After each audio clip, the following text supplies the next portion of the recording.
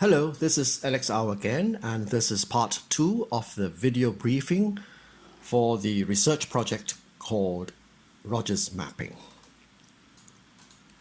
We explained in part 1 what we're trying to do, what's the background, and we got to the point where we said that the research exercise should be restricted to shipyard workers and Bangladeshi workers.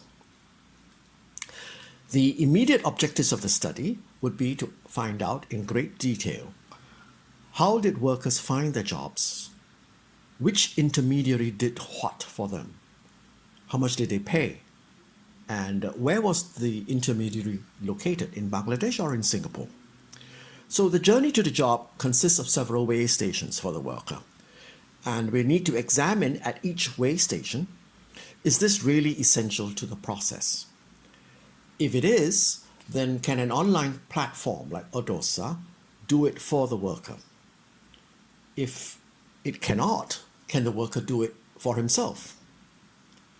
So here's a graphic that shows you a typical journey for a fresh new worker. He starts from his village or home, that's on the top left corner, and he meets with somebody who then tells him, I can get you a job, and then they go through these various stages where he has to get a passport, he has to go for training, a job might eventually be found for him, and he receives an in-principle approval for a work permit, then he has to get a BMET card, I'll explain later what it is. Eventually then an air ticket will materialize and he flies into Singapore, he's received at Changi by somebody, and finally he gets into a job. What's a BMET card? Here's an example. It's issued by the Bangladeshi government, and I understand that every worker about to leave Bangladesh for a job abroad has to register and get a card like this. This is the rear of the card. It's got the worker's name and other details. This is the in-principle approval for a work permit. This is issued by the Singapore government. It informs the worker that there is a real job waiting for him and there's a work permit in his name. Okay, so I go back to the previous graphic, and this is the journey that a fresh worker might take. There may be 1, 2, or 3 different persons along the chain, and at every stage of the way is an opportunity for these intermediaries to extract more money. This other graphic is for a worker who is coming back for a repeat job. Some stages may no longer be relevant to him. For example, he would hold his passport. You would have a passport already. He might not need to go through training again. We don't know whether he needs to re-register for a BMET card, so our research exercise needs to find out, and so forth. Some repeat workers take the trouble to tie up a new job before they finish the old job. So in this graphic, the right-hand side is Singapore, the bluish area is Singapore, Bangladesh is on the left-hand side.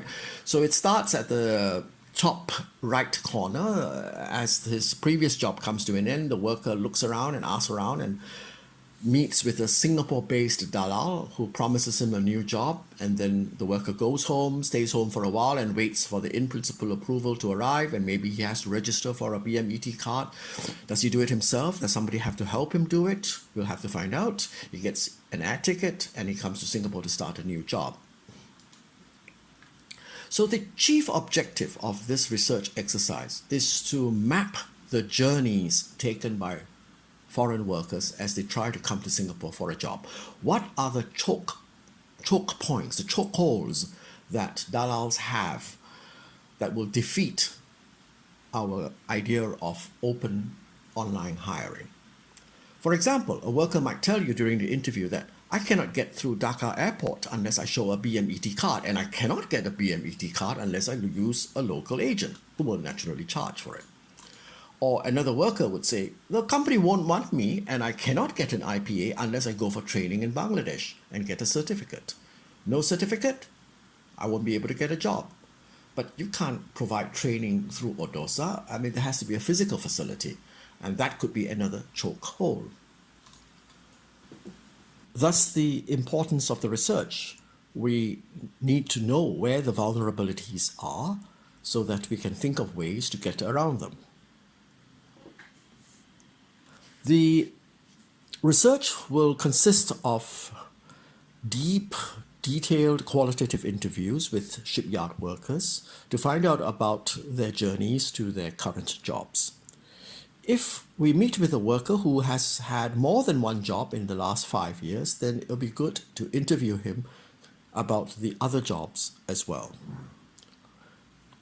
There's a guidance package from Debbie and myself to ensure that you don't miss out on the key questions that need to be asked.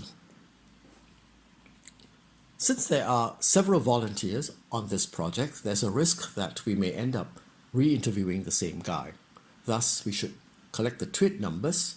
That way we will know if a worker has been interviewed twice. This is not a broad study. I think what we need are about 30 really deep interviews with workers, and hopefully this can be done by the end of January. So thank you very much for your interest, and I hope you will participate and help out. And I look